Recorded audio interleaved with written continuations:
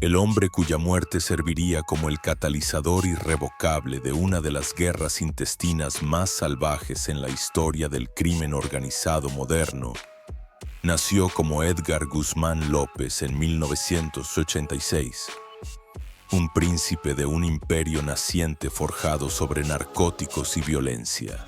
Su padre era Joaquín Guzmán Loera, un hombre mejor conocido en el mundo por su nombre de guerra, El Chapo, una figura de talla casi mítica en el Hampa mundial y el principal arquitecto del cártel de Sinaloa. Su madre, Griselda López Pérez, fue la segunda de las esposas de Guzmán, una unión que solidificó aún más las ambiciones dinásticas inherentes a la estructura del cártel. Edgar no nació en un estado, sino en una empresa, una estructura de poder paralela que gobernaba vastos territorios de México a través de una combinación de brutalidad extrema, logística sofisticada y una corrupción omnipresente. Su infancia fue una paradoja, una vida de inmenso privilegio aislada por la inmensa riqueza que generaba la organización de su padre, pero constantemente ensombrecida por la amenaza existencial que tal vida conllevaba. Fue criado en el corazón del cártel, Culiacán, la capital del estado de Sinaloa, una ciudad donde las líneas entre la sociedad legítima y el Hampa estaban irrevocablemente difuminadas. Aquí, el apellido Guzmán era tanto un escudo como un objetivo, otorgándole una vida de lujo e impunidad, mientras que, simultáneamente, lo marcaba como un activo de alto valor en los perpetuos conflictos que definían el panorama del narcotráfico. A diferencia de muchos hijos de líderes de cárteles que son preparados desde una edad temprana en la mecánica del negocio, Edgar fue, durante un tiempo, mantenido a distancia del núcleo operativo. Su padre, un hombre que poseía una aguda inteligencia estratégica a pesar de su propia falta de educación formal, albergaba aspiraciones para su hijo que se extendían más allá de los violentos confines del cártel. La intención era que Edgar siguiera una educación, para quizás adquirir un barniz de legitimidad que pudiera ser útil en la gestión a largo plazo del imperio financiero de los Guzmán, que se extendía mucho más allá del simple contrabando de drogas hacia una compleja red de lavado de dinero a través de negocios aparentemente legítimos. Sin embargo, este período de relativa normalidad era una ilusión. El aire mismo en Culiacán estaba cargado con las tensiones del narcotráfico, y nadie que llevara el apellido Guzmán podía ser verdaderamente un civil. La ciudad funcionaba como una corte feudal, con la lealtad y el linaje como moneda de cambio, y a medida que Edgar entraba en la juventud, su asimilación a la empresa familiar se convirtió en una inevitabilidad, una fuerza gravitacional de la que no podía escapar. Se convirtió en uno de los chapitos, el término colectivo para los hijos de El Chapo que, en diversos grados, fueron integrados en la estructura de mando del cártel, representando a la siguiente generación de una violenta dinastía.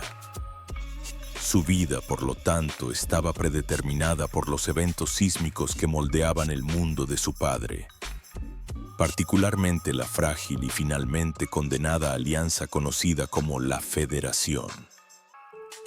Para comprender las fuerzas que convergieron en aquella fatídica tarde de mayo de 2008, primero se deben entender las placas tectónicas del Hampa mexicana y la monumental fractura que precedió a la tragedia. Durante años, la fuerza dominante en el narcotráfico mexicano fue un consorcio conocido como la Federación, una alianza estratégica de poderosas organizaciones con base en Sinaloa. Este supercártel estaba dirigido por un triunvirato de los capos más formidables de la época: Joaquín El Chapo Guzmán, Ismael El Mayo Zambada García y los 5 hermanos Beltrán Leiva, liderados por el carismático y despiadado Arturo Beltrán Leiva. Juntos, controlaban la mayoría de los lucrativos corredores de droga hacia los Estados Unidos, operando una red logística global que traficaba toneladas de cocaína desde Sudamérica y gestionaba la producción a escala industrial de metanfetamina y heroína en laboratorios clandestinos en México. La Federación no era una sociedad de iguales nacida del respeto mutuo, sino un alto al fuego pragmático y volátil diseñado para maximizar las ganancias minimizando los conflictos internos. El Chapo y el Mayo representaban el núcleo tradicional del cártel de Sinaloa, mientras que la organización de los Beltrán Leiva actuaba como un poderoso afiliado, controlando territorios clave, llevando a cabo sofisticadas operaciones de lavado de dinero y comandando formidables brazos armados compuestos por sicarios fuertemente equipados. Durante un tiempo, esta alianza se mantuvo, creando una hegemonía que suprimió brutalmente a sus rivales y corrompió al Estado mexicano en los niveles más altos. Este delicado y violento equilibrio se hizo añicos el 21 de enero de 2008. Ese día, las fuerzas especiales del ejército mexicano, actuando sobre la base de una información de inteligencia que sigue siendo fuente de intenso debate, arrestaron a Alfredo Beltrán Leiva, conocido como el Mochomo, en una residencia de lujo en Culiacán. El arresto fue un golpe devastador para la Federación y, específicamente, para la organización de los Beltrán Leiva. Alfredo era un operativo logístico y financiero clave, y su captura desestabilizó toda la estructura. Inmediatamente la sospecha recayó sobre Joaquín Guzmán. Los hermanos Beltrán Leiva, particularmente el volátil Arturo, se vieron consumidos por la creencia de que el Chapo los había traicionado, que había filtrado información en secreto al gobierno para eliminar a un poderoso rival interno y consolidar su propio poder. Esta sospecha fue alimentada por una paranoia profundamente arraigada, inherente al Hampa, y quizás por una erosión previa de la confianza debido a disputas operativas y celos territoriales. Si la traición fue real o percibida, se volvió irrelevante. En el mundo de los cárteles, la percepción es la realidad. La acusación, una vez pronunciada, no podía ser retirada. Los hermanos Beltrán Leiva declararon la guerra no solo al Estado mexicano, sino a su antiguo socio, el Chapo. La Federación colapsó y en su lugar se abrió un abismo de odio vengativo. Esto no era simplemente una disputa de negocios, era una vendetta de sangre. La ruptura fue sísmica, desencadenando una inmediata y horrenda ola de violencia mientras las dos facciones recién enfrentadas comenzaron a cazarse mutuamente por todo México, convirtiendo ciudades como Culiacán en campos de batalla urbanos. Fue esta declaración de guerra, nacida del arresto de un hombre, la que firmó directamente la sentencia de muerte de otro, Edgar Guzmán López. Ya no era solo un hijo, era el objetivo más simbólico y vulnerable en una guerra de exterminio. La ciudad de Culiacán, Sinaloa, en la mañana del 8 de mayo de 2008, era una ciudad que contenía la respiración. Durante meses, la metrópolis que servía como el corazón operativo del cártel de Sinaloa se había transformado en el principal teatro de una brutal guerra civil. La ruptura entre la facción de Guzmán Zambada y la organización de los Beltrán Leiva había envenenado la atmósfera, reemplazando la arrogante ostentación del dominio narco con una tensión palpable y un miedo generalizado a la violencia súbita e indiscriminada. Culiacán había existido durante mucho tiempo en un estado de corrupción simbiótica con el cártel. La economía de la ciudad era impulsada por narcodólares. Su cultura estaba impregnada de la mitología de los capos poderosos y su tejido social estaba entrelazado con las familias y funcionarios de la organización. Pero la guerra había cambiado el cálculo de la vida diaria. Los convoyes de sicarios, antes una señal de una estructura de poder unificada, eran ahora indicadores de ejércitos opuestos en patrulla. El sonido de los disparos de armas automáticas, antes un rumor lejano de la sierra, era ahora una ocurrencia común en los barrios ricos y distritos comerciales de la ciudad. Los asesinatos se convirtieron en un espectáculo diario, con cuerpos abandonados en espacios públicos como grotescos mensajes de desafío y advertencia. Las reglas de enfrentamiento, si es que existían, habían sido abandonadas. En esta nueva era de guerra total, cualquier cosa y cualquier persona era un objetivo legítimo, y las familias de los principales combatientes fueron puestas en la cima de las listas de objetivos. Fue en este entorno hiperviolento que Edgar Guzmán López comenzó el último día de su vida. A los 22 años era esposo y padre de una niña pequeña, un hombre que intentaba navegar las traicioneras expectativas de su linaje. Aunque no se le consideraba un operador principal en la misma liga que su padre o sus hermanastros, su solo nombre lo convertía en un hombre marcado. La mañana probablemente comenzó como cualquier otra, dentro de los confines de una casa fortificada en uno de los distritos exclusivos de Culiacán, una jaula de oro diseñada para protegerlo de las mismas fuerzas que su familia había desatado sobre el mundo. Las actividades mundanas del día, quizás una reunión relacionada con uno de los negocios legítimos de la familia, una visita a amigos o tiempo pasado con su joven familia, se llevaron a cabo bajo el inmenso peso psicológico del conflicto en curso. Las comunicaciones habrían sido un flujo constante de mensajes codificados y actualizaciones del aparato de seguridad del cártel, informes de movimientos enemigos y advertencias de posibles amenazas. Un detalle crucial, revelado más tarde en testimonios del Hampa, fue que se había circulado una orden interna entre las propias células de seguridad del cártel de Sinaloa. Se creía que un operativo de alto nivel de la facción de los Beltrán Leiva estaba operando en la ciudad y todas las unidades de sicarios estaban en alerta máxima, con instrucciones de cazar un vehículo específico y eliminar a sus ocupantes sin hacer preguntas. Esta orden, una directiva de rutina en tiempos de guerra, pendía en el aire sobre Culiacán, un arma cargada con un objetivo aún por determinar. Edgar, sin embargo, permanecía trágicamente inconsciente de la naturaleza específica de esta cacería interna. Se movía a lo largo de su día, un príncipe de un reino en guerra, ajeno a que los propios soldados de su padre estaban siendo preparados para confundirlo con el enemigo. El día era una cuenta regresiva. Cada hora que pasaba lo acercaba más a una intersección de inteligencia defectuosa, mala suerte y la brutalidad implacable del mundo en el que nació. A medida que el sol comenzaba a ponerse sobre Culiacán, proyectando largas sombras sobre la Sierra Madre Occidental, la intrincada y mortal maquinaria de la guerra de cárteles continuaba su marcha.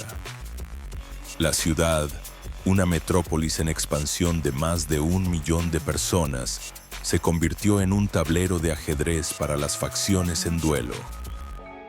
Para la organización de los Beltrán Leiva, el objetivo era el caos y los golpes simbólicos que herirían el orgullo y la moral de sus antiguos socios. Para el cártel de Sinaloa, el objetivo era el exterminio, cazar y erradicar sistemáticamente todo vestigio de la presencia de los Beltrán Leiva en su capital. Esta tarea recaía en los sicarios, los soldados de a pie de la guerra contra las drogas. No eran criminales comunes, sino a menudo unidades paramilitares altamente entrenadas, a veces compuestas por exmilitares y policías mexicanos, equipadas con armamento de grado militar que a menudo superaba al del Estado.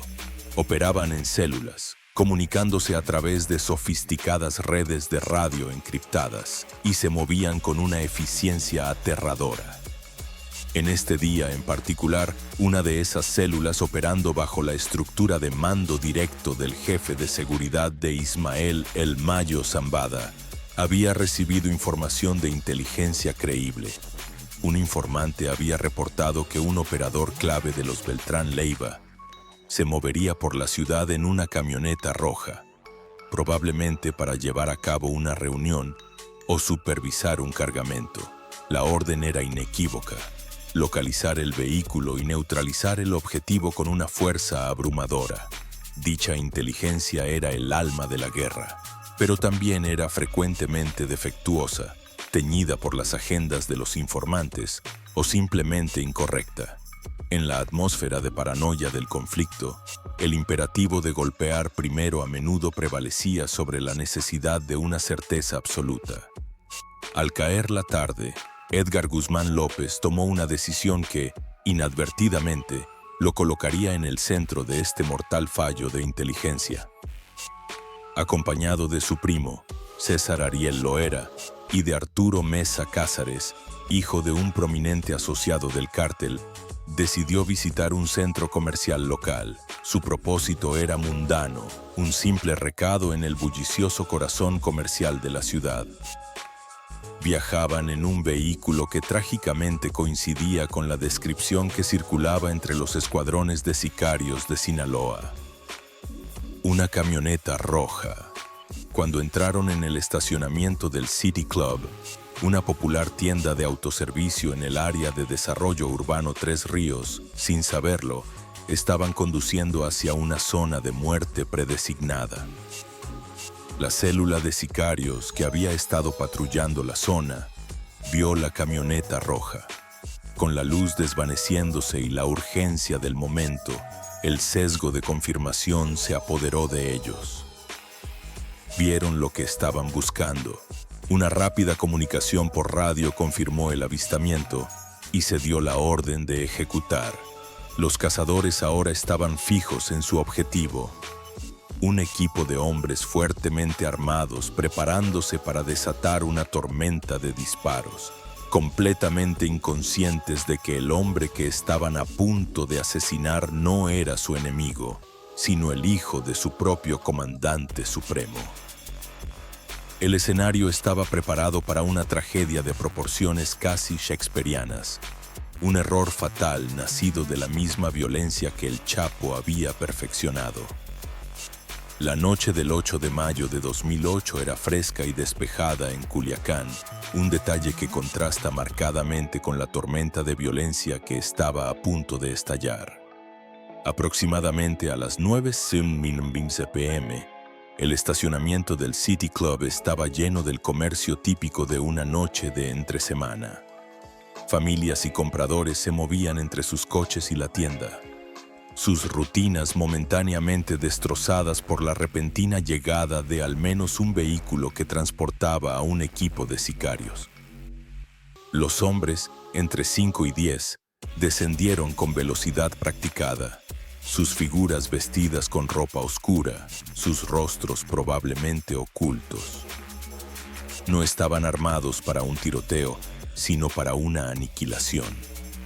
En sus manos llevaban rifles de asalto AK-47 y AR-15, armas capaces de disparar cientos de rondas por minuto y, según múltiples informes, un bazooka o lanzagranadas, un testimonio del equipo de nivel militar empleado en estos conflictos.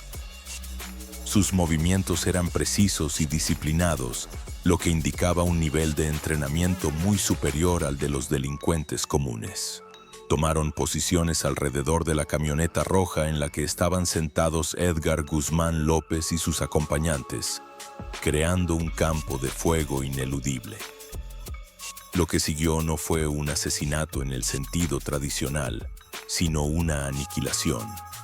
Sin previo aviso, los sicarios abrieron fuego simultáneamente. El sonido, descrito por los testigos como una explosión ensordecedora, rasgó el aire de la noche.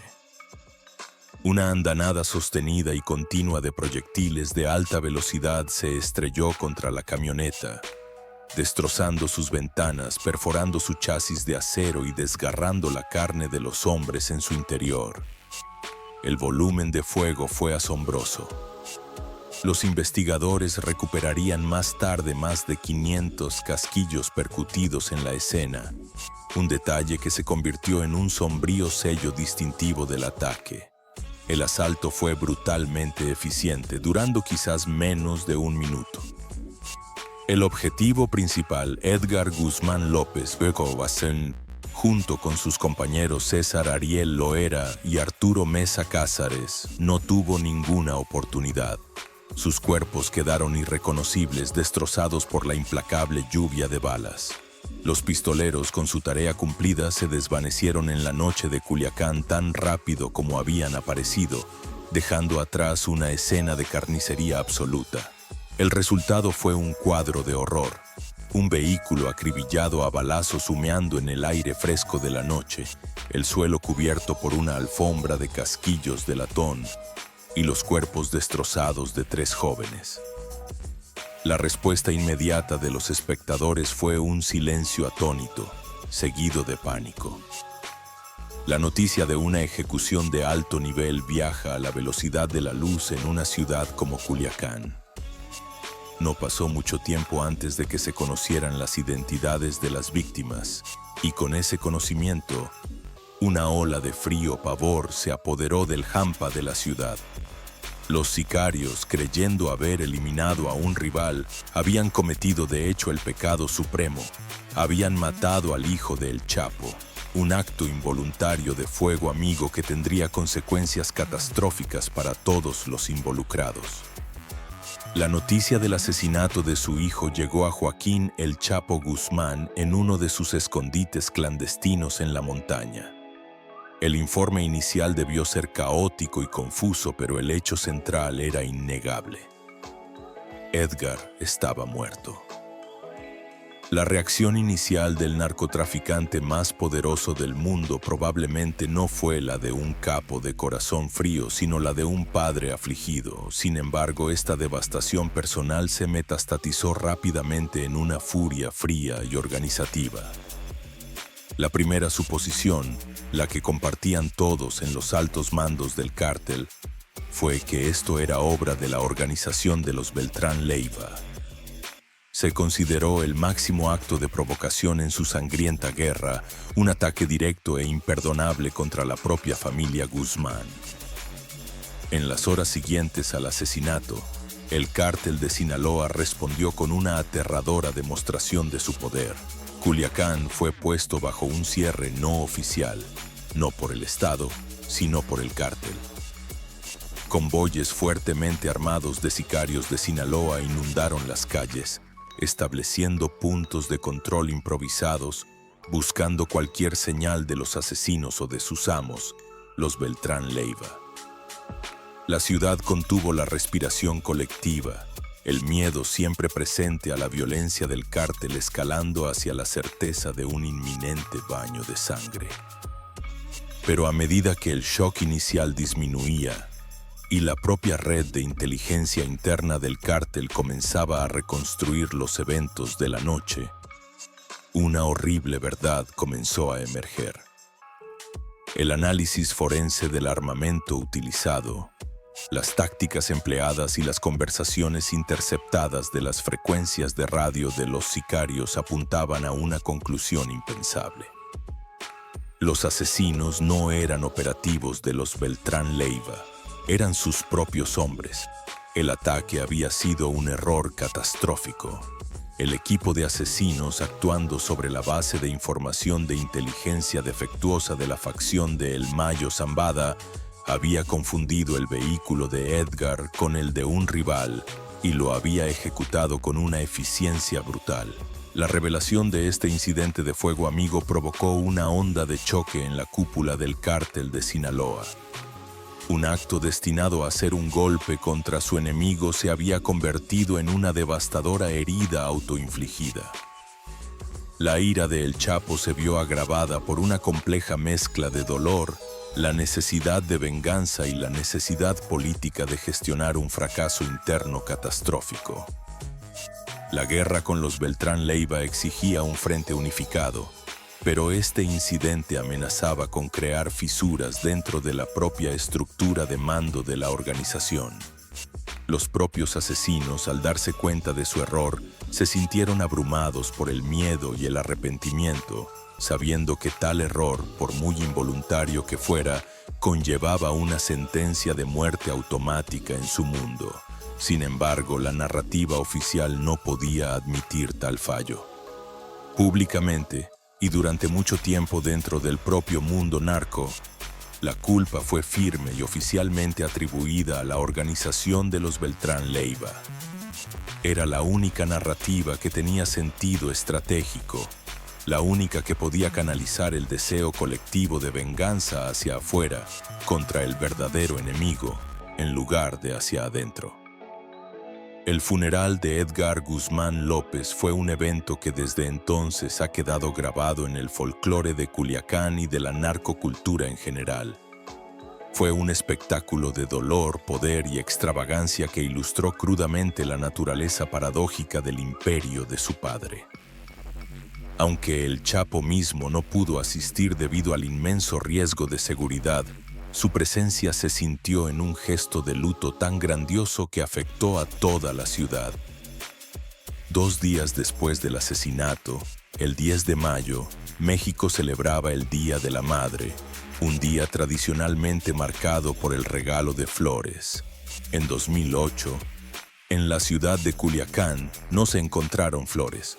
En un acto de profundo y público dolor, Joaquín Guzmán ordenó a sus subordinados comprar cada una de las rosas, particularmente rosas rojas, que se decía eran las favoritas de Edgar, de cada floristería y vendedor de la ciudad. La demanda fue absoluta. Camiones cargados de flores fueron desviados de sus mercados previstos y redirigidos a los servicios funerarios de la familia Guzmán. Los informes de la época afirman que se compraron unas 50,000 rosas, dejando a la ciudad completamente desprovista de su inventario floral. Las madres de todo Culiacán, tanto las esposas y madres de miembros del cártel como de ciudadanos comunes, se quedaron sin el regalo tradicional, porque cada flor disponible se estaba utilizando para adornar el ataúd y la tumba del hijo asesinado de El Chapo. Este acto fue más que un simple tributo de un padre. Fue una demostración de poder escalofriante e inequívoca. Fue un mensaje a toda la población de Sinaloa y a sus enemigos de que su dolor era tan inmenso que podía alterar el tejido de la vida cotidiana para todos. Demostró que sus recursos eran tan vastos que podía monopolizar todo el mercado de una ciudad a su antojo. El mar de rosas se convirtió en un símbolo de su pena, pero también de su aterrador alcance. Mientras la ciudad era despojada de sus flores, simultáneamente se llenaba de sangre. La historia oficial, que la organización de los Beltrán Leiva fue responsable de la muerte de Edgar, desató una ola de violencia vengativa de una ferocidad sin precedentes. El asesinato actuó como un punto de no retorno, borrando cualquier posibilidad de reconciliación y consolidando el conflicto como una guerra de odio personal. En los días y semanas siguientes, la tasa de homicidios en Sinaloa y en todo México se disparó. Los sicarios del cártel de Sinaloa comenzaron una purga sistemática, cazando a cualquiera con vínculos conocidos o sospechosos con la organización de los Beltrán Leiva. La violencia fue indiscriminada y teatral, diseñada para aterrorizar. La muerte de Edgar Guzmán López no fue solo otra víctima en la guerra contra las drogas. Fue el evento que echó gasolina a un fuego que ya ardía con furia, transformando un conflicto estratégico entre antiguos socios en una vendetta profundamente personal y sin restricciones que se cobraría miles de vidas y redefiniría el panorama del crimen organizado mexicano durante años. El hombre cuyo violento final alteraría para siempre la trayectoria del imperio criminal de su padre, Edgar Guzmán López, nació en un mundo de contradicciones, una realidad moldeada por la inmensa riqueza y la violencia omnipresente del cártel de Sinaloa. Como hijo de Joaquín El Chapo Guzmán, su vida fue de un privilegio heredado, una existencia dorada dentro del corazón del cártel en Culiacán, donde el nombre de su familia funcionaba como una forma de realeza. Formaba parte de una generación de narco juniors, los hijos de los capos originales que disfrutaban de los frutos de una empresa global de narcóticos sin haberla forjado ellos mismos. Sin embargo, este privilegio estaba inextricablemente ligado al peligro. Él y sus hermanos estaban a la vez protegidos y prisioneros del poder de su padre, viviendo bajo la constante amenaza de organizaciones rivales y del Estado. Su padre, un hombre de profunda astucia estratégica, inicialmente imaginó un camino diferente para Edgar, uno que implicaba una educación formal y un posible papel en los brazos financieros más legítimos del Imperio Guzmán. Sin embargo, esta aspiración estaba en última instancia subordinada a las brutales realidades de su mundo. A medida que Edgar maduraba, su integración en el negocio familiar era una conclusión inevitable, un imperativo dinástico. Era uno de los chapitos, los herederos aparentes a un trono construido sobre cocaína, corrupción y cadáveres, destinado a navegar un mundo donde la lealtad era efímera y la violencia era el árbitro final de las disputas. Su existencia no fue definida por sus propias decisiones, sino por los cambios sísmicos en la estructura de poder del Hampa, particularmente la compleja y finalmente fatal alianza de narcotraficantes sinaloenses conocida como la Federación, una coalición que durante un tiempo representó el cénit del poder de los cárteles en México. La arquitectura del narcotráfico mexicano a principios de los años 2000 estaba dominada por una frágil pero formidable coalición conocida como la Federación. Esta alianza era un pacto pragmático entre la cúpula del cártel de Sinaloa, Joaquín El Chapo Guzmán y su indispensable socio Ismael El Mayo Zambada, y la ambiciosa y poderosa organización de los Beltrán Leiva, encabezada por los 5 hermanos Beltrán Leiva. Esta entidad funcionaba como una junta directiva para una empresa criminal multinacional, poniendo en común recursos, compartiendo inteligencia y dividiendo territorios para maximizar las ganancias y presentar un frente unificado tanto contra los cárteles rivales como contra el Estado mexicano. Los hermanos Beltrán Leiva no eran meros subordinados, eran componentes integrales de esta estructura, gestionando rutas de contrabando críticas, comandando despiadados brazos armados y desarrollando sofisticadas redes de lavado de dinero y corrupción política. Su relación con Guzmán se reforzaba por el parentesco. Una prima de los hermanos Beltrán Leiva estaba casada con El Chapo, entrelazando sus destinos tanto por negocios como por sangre. Durante varios años, este acuerdo mantuvo una forma brutal de estabilidad, permitiendo a las facciones sinaloenses alcanzar un nivel de dominio sin precedentes sobre el comercio mundial de narcóticos. Sin embargo, los cimientos de este imperio estaban construidos sobre las arenas movedizas de la ambición y la paranoia. Las mismas cualidades que hicieron exitosos a estos hombres, crueldad, astucia y un apetito insaciable de poder, también los hacían incapaces de una confianza verdadera y duradera. Bajo la superficie de su cooperación, fluían corrientes de rivalidad y resentimiento, esperando un evento singular que las hiciera estallar. Ese evento ocurrió el 21 de enero de 2008, cuando un contingente de las Fuerzas Especiales del Ejército Mexicano descendió sobre una residencia en Culiacán y arrestó a Alfredo Beltrán Leiva, el Mochomo, una mente logística clave dentro de la organización de su familia. La captura de una figura de tan alto nivel fue un shock sísmico para la Federación y las réplicas tomaron inmediatamente la forma de sospecha. Liderados por el notoriamente impulsivo Arturo Beltrán Leiva, los hermanos llegaron a una conclusión rápida y condenatoria. Habían sido traicionados.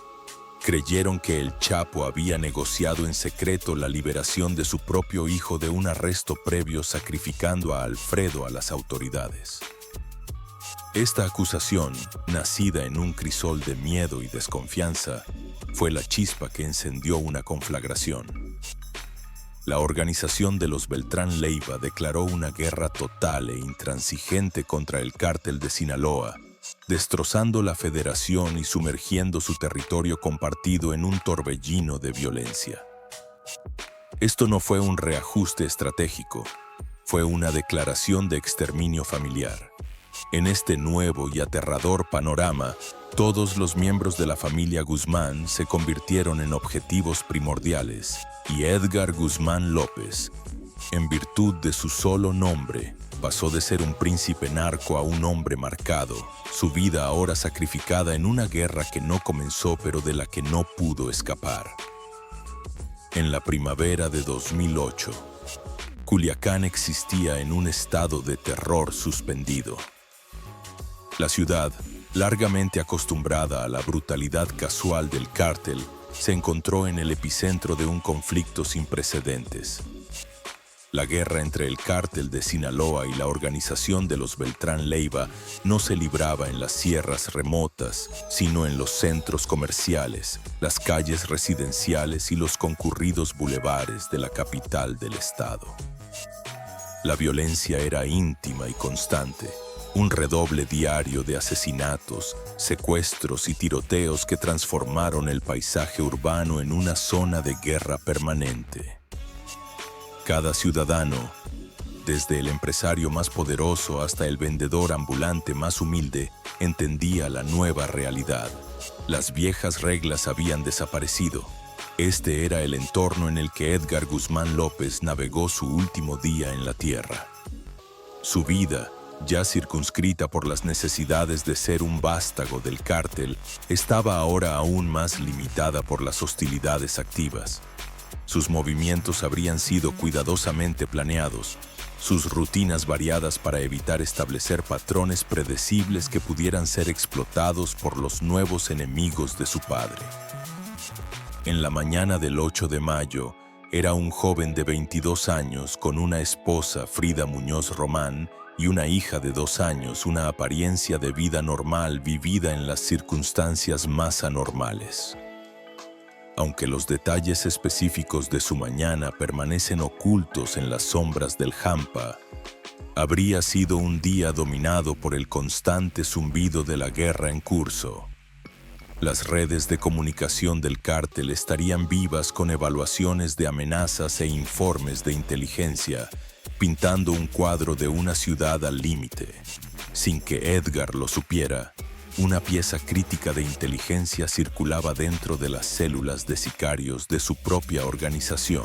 Se había emitido una directiva del aparato de seguridad del socio de su padre, el Mayo Zambada, para estar atentos a un objetivo de alto valor de los Beltrán Leiva que, según se informaba, operaba en Culiacán. Los equipos de sicarios fueron activados. Su objetivo simple y brutal: encontrar y eliminar esta amenaza. La inteligencia era específica, pero trágicamente defectuosa, centrándose en el tipo y color del vehículo que se esperaba que usara el objetivo. A medida que avanzaba el día, esta directiva interna se convirtió en un reloj en cuenta regresiva, una pieza fatal de desinformación que convergía con los movimientos aleatorios de la propia vida de Edgar. Se movía por la ciudad, un objetivo de alto perfil para sus enemigos, pero el mayor peligro que enfrentaba no provenía de ellos, sino de su propio bando, de un error catastrófico a punto de ocurrir, un accidente de guerra que tendría el impacto devastador de un acto deliberado y calculado de agresión. Al acercarse la noche del 8 de mayo de 2008, el ritmo operativo de la guerra de cárteles en Culiacán se intensificó. Al amparo de la oscuridad, las calles de la ciudad se convirtieron en el coto de caza de las células de sicarios de las facciones enfrentadas. Estos eran los depredadores alfa de la jungla urbana, hombres condicionados por una cultura de violencia extrema y equipados con un arsenal que rivalizaba con el de un ejército convencional. Esa noche, una célula particular de sicarios del cártel de Sinaloa, leales a la facción de Zambada, participaba activamente en una misión nacida de la paranoia de la guerra. Sus órdenes eran patrullar un sector específico de la ciudad, el desarrollo urbano Tres Ríos, un moderno centro comercial que era un lugar predilecto de la gente adinerada de la ciudad, incluidas las familias de los miembros del cártel. Su objetivo era una camioneta roja, el vehículo que se creía que transportaba a un teniente clave de la organización de los Beltrán Leiva. La instrucción de disparar a la vista no dejaba margen de error, pero se basaba en información que era trágicamente incompleta. Fue en este ambiente cargado y peligroso que Edgar Guzmán López, acompañado por su primo César Ariel Loera y su amigo Arturo Mesa Cázares, emprendió su último viaje. Su destino era el City Club, una tienda de autoservicio mayorista, y su propósito era profundamente ordinario. Supuestamente estaban comprando provisiones para la próxima celebración del Día de la Madre. El vehículo que eligieron para este simple recado era un Mitsubishi Lancer rojo.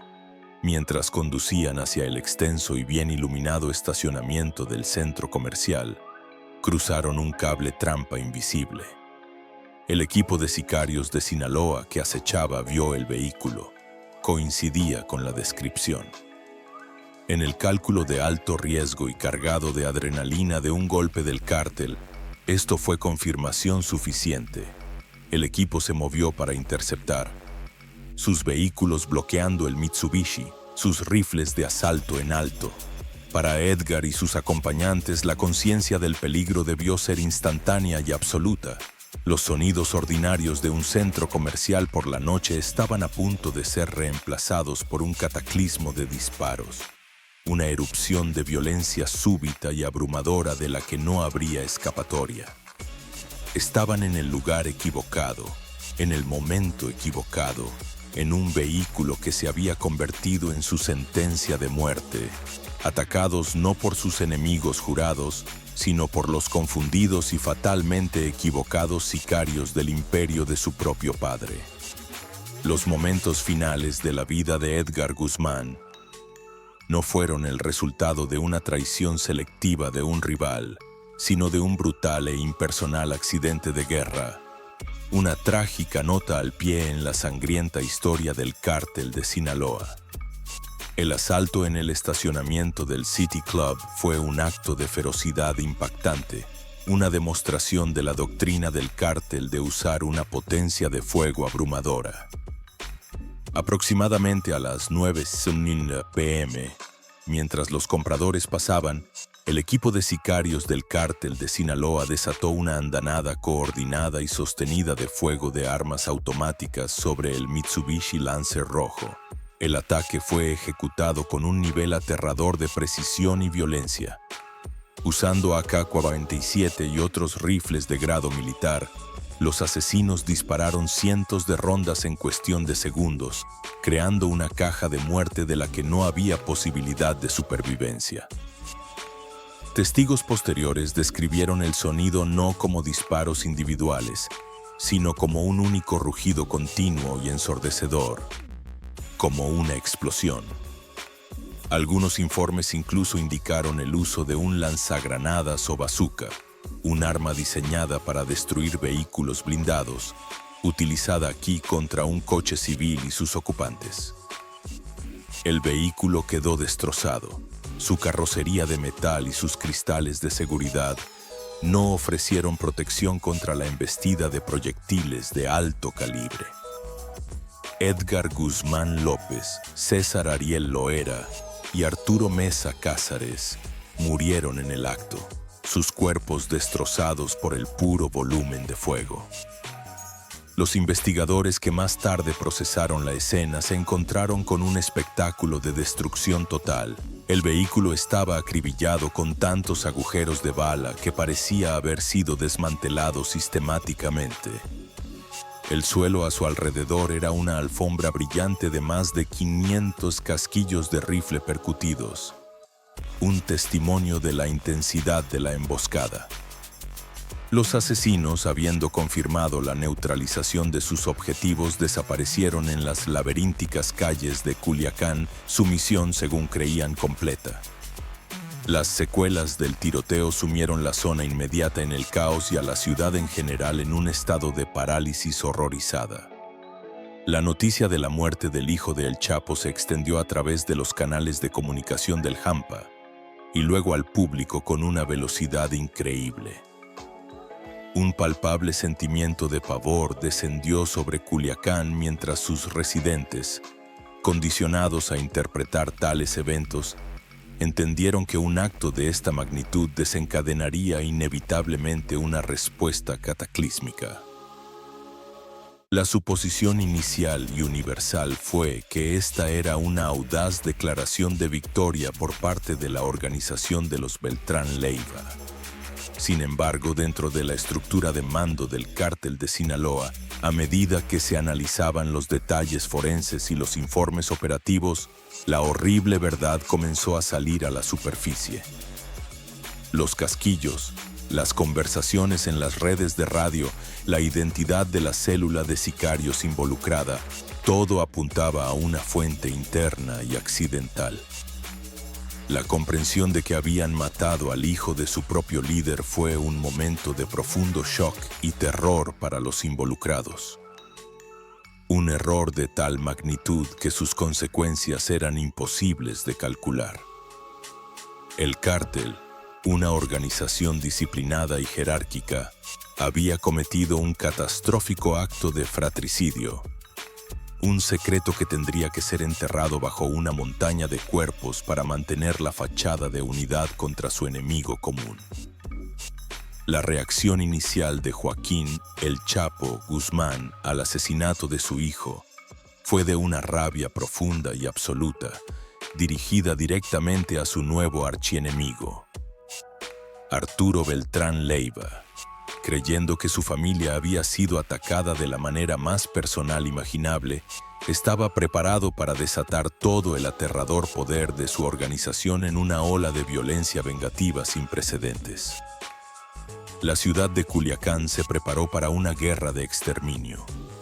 Sin embargo, a medida que la investigación interna llevada a cabo por el propio aparato de inteligencia del cártel reveló la devastadora verdad de la identidad equivocada, la furia de El Chapo se vio obligada a volverse hacia adentro. El saber que Edgar había sido asesinado por sus propias fuerzas, específicamente una unidad que operaba bajo el mando de su socio, el Mayo Zambada, creó un momento de tensión extrema dentro de la cúpula de Sinaloa. Era una crisis que tenía el potencial de fracturar el cártel desde dentro, en el mismo momento en que necesitaba proyectar una fuerza absoluta. Por el bien de la supervivencia de la organización y la continuación de la guerra contra los Beltrán Leiva, se tomó una decisión: la verdad sería suprimida. Públicamente, la narrativa se mantendría sin cambios. Edgar Guzmán López era un mártir en la guerra contra los traidores. Esta narrativa requería una muestra pública de luto que también serviría como una declaración de guerra. Esa muestra llegó el Día de la Madre, el 10 de mayo de 2008. En un gesto que desde entonces se ha vuelto legendario en los anales de la narcohistoria, El Chapo ordenó a sus hombres comprar cada una de las rosas en Culiacán para el funeral de su hijo. Los mercados de flores de la ciudad fueron vaciados, dejando a los ciudadanos comunes sin poder comprar los regalos tradicionales para sus madres. Se estima que se utilizaron 50,000 rosas para crear un vasto y fragante testamento del dolor de un padre y del poder de un capo. Fue un mensaje entendido por todos. El dolor de El Chapo era un evento que podía comandar y consumir a toda la ciudad. Mientras este espectáculo público de luto se desarrollaba, comenzaba la guerra privada de retribución.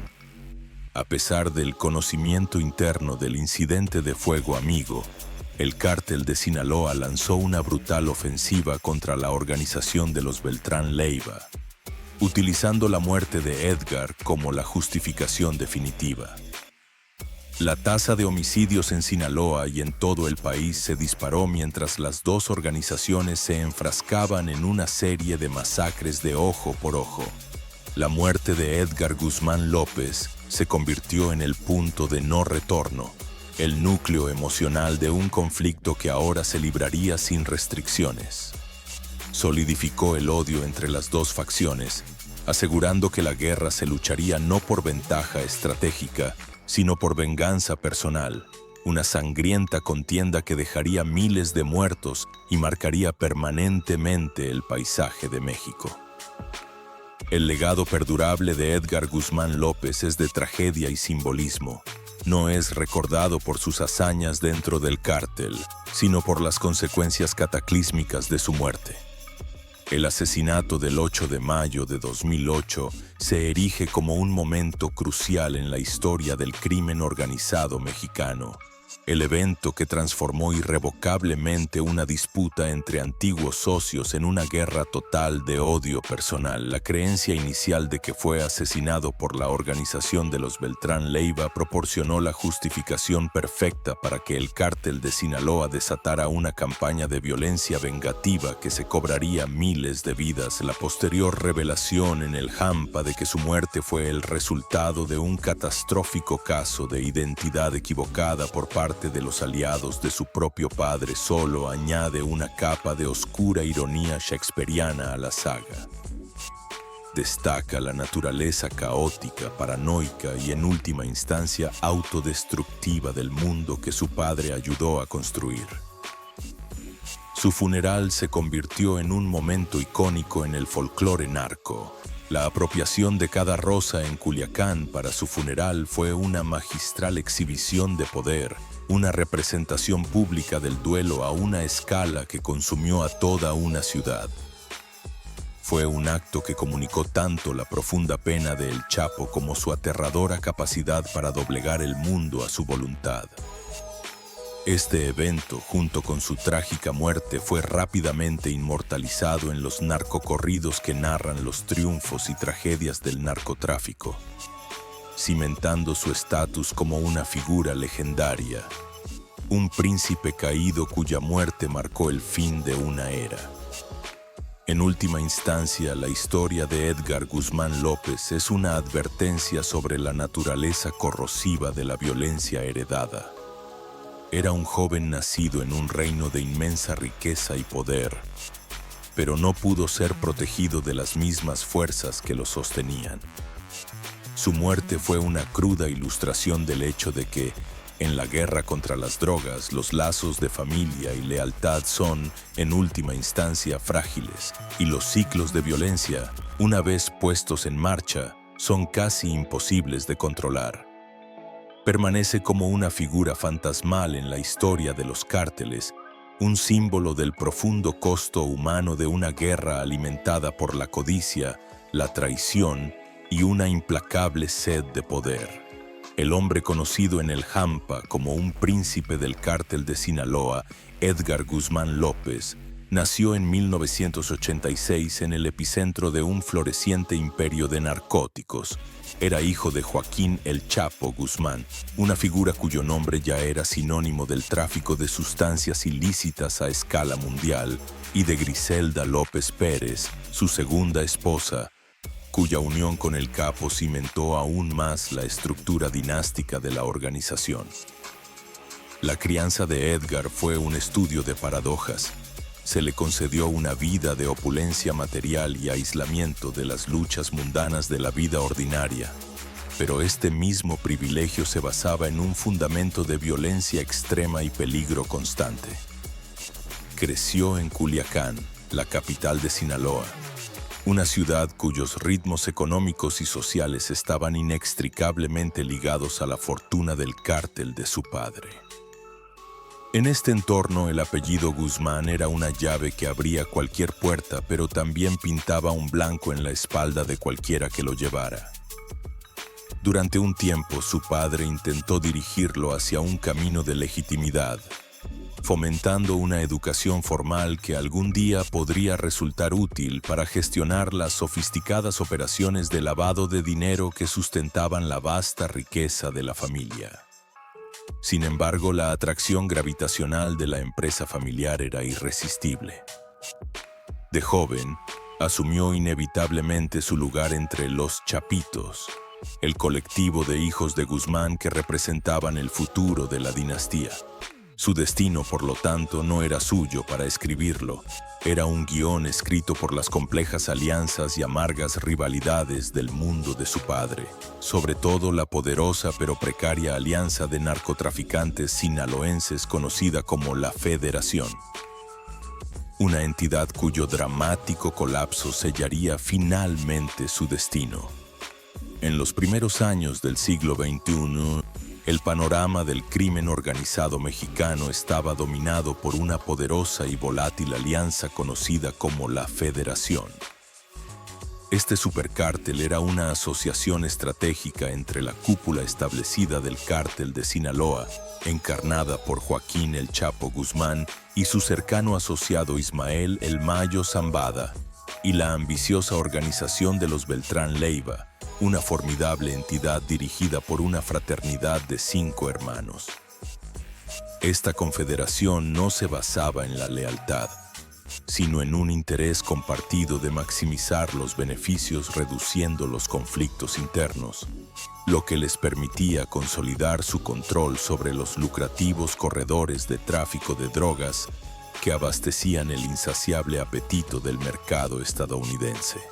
Los hermanos Beltrán Leiva eran pilares esenciales de esta estructura, comandando vastos territorios, operando sofisticadas redes financieras y dirigiendo brazos paramilitares fuertemente armados que imponían la voluntad del cártel mediante el terror y la violencia.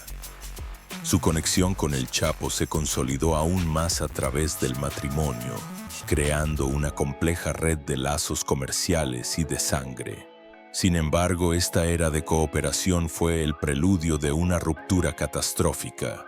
El delicado equilibrio de poder se hizo añicos el 21 de enero de 2008, con el arresto de Alfredo Beltrán Leiva, el Mochomo, por parte de las fuerzas militares mexicanas en Culiacán. Su captura provocó un temblor de paranoia en toda la organización, y sus hermanos, liderados por el notoriamente agresivo Arturo Beltrán Leiva, abrazaron rápidamente una narrativa de traición.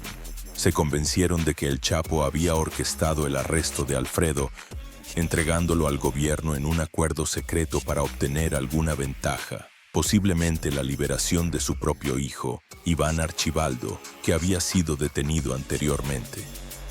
Esta acusación ya fuera basada en hechos o nacida de la sospecha. Fue el punto de no retorno. La organización de los Beltrán Leiva declaró la guerra al cártel de Sinaloa, poniendo fin a la federación e iniciando un período de derramamiento de sangre intestina de una escala sin precedentes. El conflicto era profundamente personal, una vendetta que no solo apuntaba a los activos logísticos, sino a los miembros de la familia. En este nuevo y brutal cálculo de guerra, Edgar Guzmán López ya no era simplemente el hijo de un capo. Era un objetivo simbólico, una pieza a tomar en un juego mortal. Su vida convertida en prescindible por la contienda que ahora consumía el mundo de su padre. La ciudad de Culiacán en la primavera de 2008 era una olla a presión de violencia y miedo. El cisma entre el cártel de Sinaloa y la organización de los Beltrán Leiva había convertido la ciudad en su campo de batalla personal.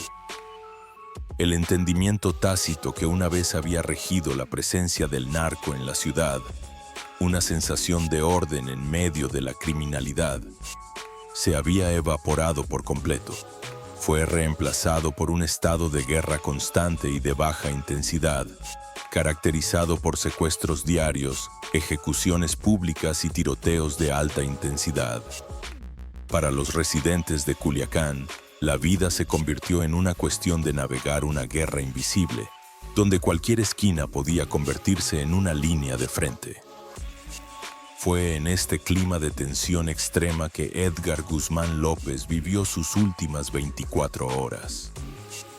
Su condición de hijo del Chapo lo convertía en un objetivo principal para los Beltrán Leiva, lo que requería una vida de vigilancia constante y movimientos muy restringidos.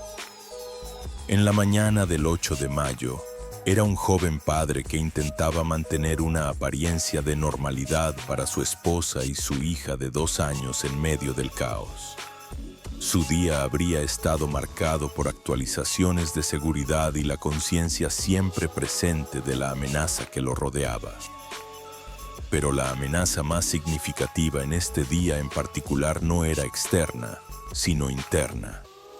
Se había difundido una orden dentro de la propia red de seguridad del cártel de Sinaloa, específicamente entre las células de sicarios comandadas por el Mayo Zambada, de estar en alerta máxima por un vehículo que transportaba a un operativo de alto rango de los Beltrán Leiva.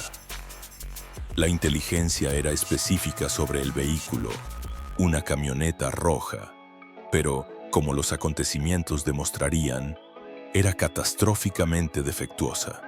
Esta directiva, un procedimiento operativo estándar en la guerra en curso, creó una trampa mortal preparada y esperando a una víctima que encajara en la descripción. Edgar Guzmán López, en sus movimientos por la ciudad, era completamente ajeno a esta cacería interna. A medida que el día llegaba a su fin, tomó una decisión que alinearía la trayectoria aleatoria de su vida con la desinformación fatal que circulaba entre los hombres de su propio padre. Era un hombre marcado para morir por sus enemigos, pero el golpe vendría de las manos de sus aliados, una víctima de la niebla de una guerra que se había vuelto demasiado caótica y paranoica para distinguir entre amigos y enemigos. Al caer la tarde del 8 de mayo de 2008, los ritmos nocturnos de la guerra de cárteles comenzaron a apoderarse de Culiacán. El extenso terreno urbano de la ciudad se convirtió en un coto de caza para los brazos armados de las organizaciones rivales.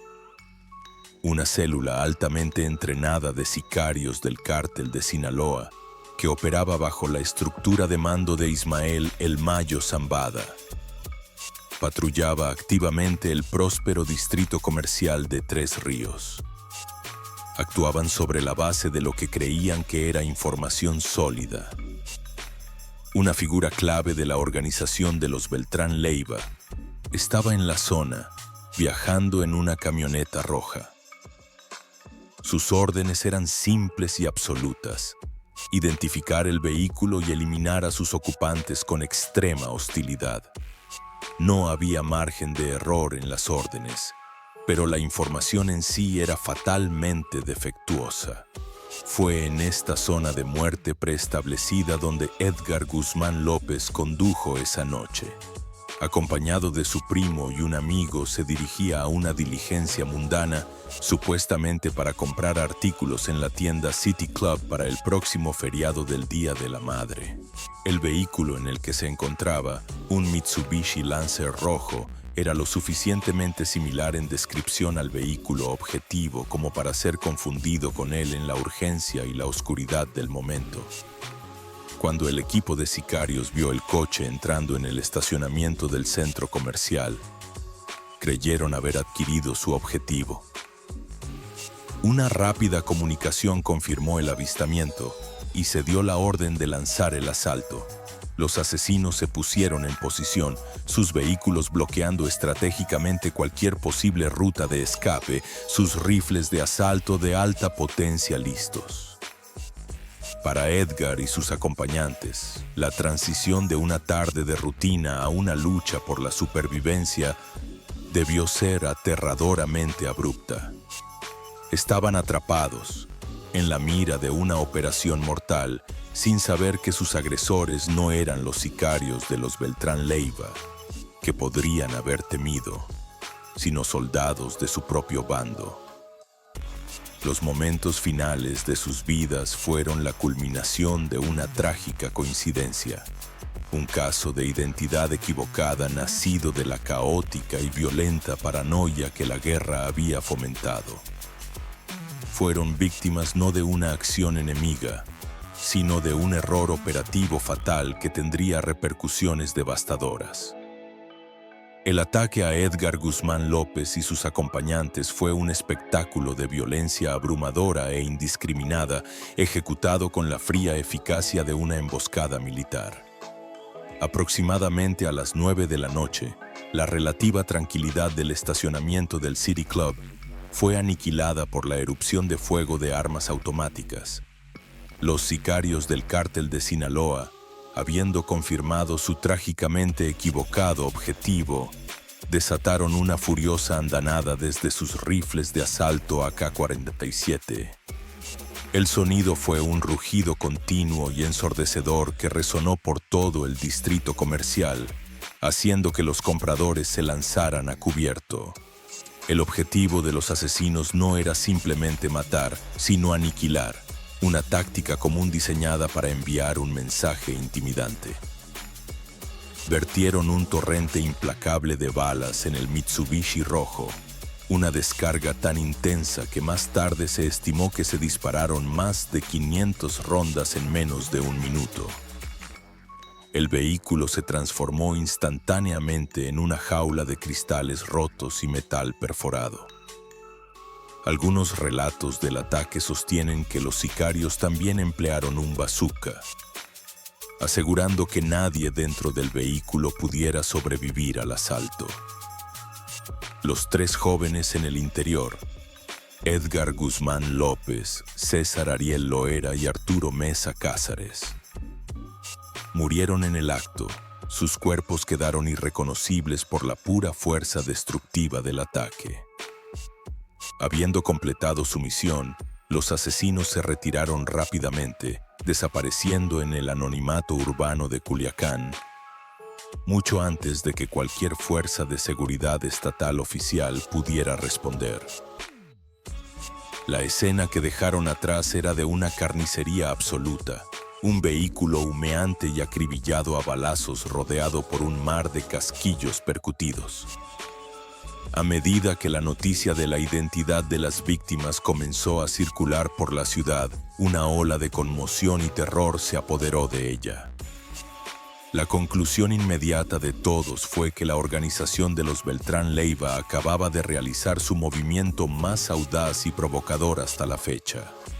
Sin embargo, en el santuario interior del cártel de Sinaloa, un panorama diferente y más horrible comenzaba a formarse a medida que llegaban los informes operativos. La creciente comprensión de que acababan de asesinar al hijo de su propio líder provocó una onda de miedo en toda la organización. Fue un error de proporciones inimaginables. Un acto de autosabotaje que tenía el potencial de deshacer el tejido mismo de su estructura de mando en tiempos de guerra. La verdad era demasiado perjudicial para reconocerla.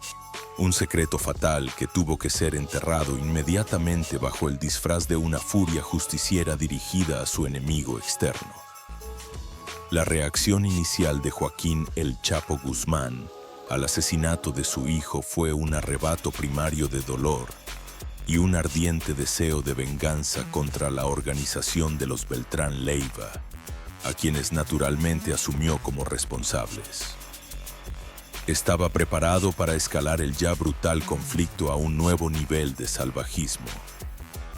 Sin embargo, cuando los informes internos confirmaron la casi increíble verdad, que Edgar había sido víctima de fuego amigo de una unidad leal a su socio, el Mayo Zambada, su rabia se complicó con un dilema estratégico.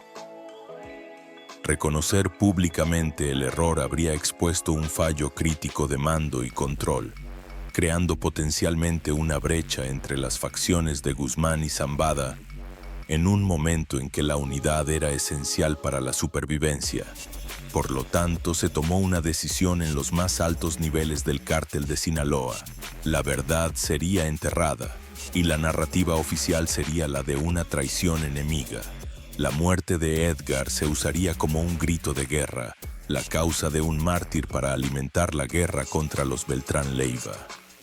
Esta estrategia requería una muestra pública de luto, que fuera tanto propaganda como duelo personal. El resultado fue la ahora infame incautación de rosas en toda la ciudad para el funeral de Edgar.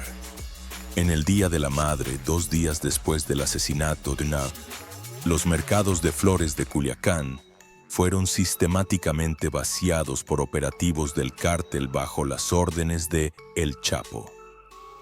Se adquirieron unas 50,000 rosas para crear un fastuoso tributo floral, un gesto que sirvió tanto como una conmovedora expresión del dolor de un padre como una escalofriante demostración de su absoluto control sobre la ciudad.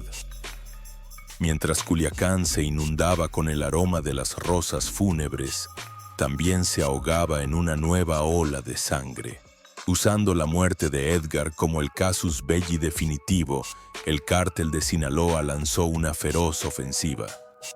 El asesinato se convirtió en el punto de no retorno, transformando una lucha de poder estratégica en una vendetta profundamente personal.